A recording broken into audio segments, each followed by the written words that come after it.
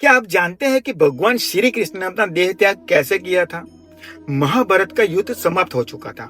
पृथ्वी पर भगवान श्री कृष्ण का कार्य भी पूरा होने वाला था। एक दिन भगवान श्री कृष्ण एक विशाल पीपल के वृक्ष के नीचे शांत भाव से ध्यान में लीन बैठे हुए थे। उसी समय जरा नाम का एक शिकारी जंगल में शिकार की तलाश कर रहा था। दूर से उसे भगवान श्री कृष्ण के चरण दिखाई दिए। उनके पीतांबर और दिव्य तेज को देखकर उस शिकारी को भ्रम हुआ कि झाड़ियों में कोई हिरण बैठा हुआ है। बिना एक पल गवाए उसने अपना बाण चला दिया।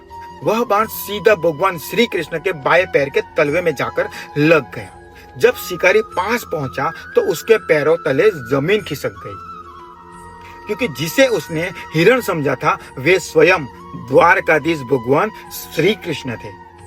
जरा भय से कांपने लगा, उसकी आंखों से आंसू बहने लगे। वह भगवान श्री कृष्ण के चरणों में गिर पड़ा और बोला, प्रभु मुझसे बहुत बड़ा अपराध हो गया, मुझे क्षमा कर दीजिए। तब भगवान श्री कृष्ण मुस्कुराए और बड़े प्रेम से बोला, इसमें तुम्हारा कोई दोष नहीं है।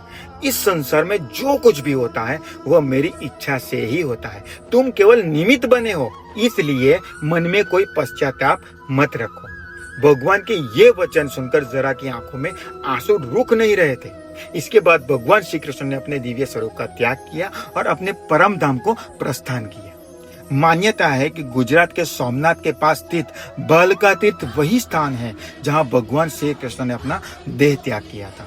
तभी से यह स्थान करोड़ों श्रद्धालुओं की आस्था का केंद्र बन गया।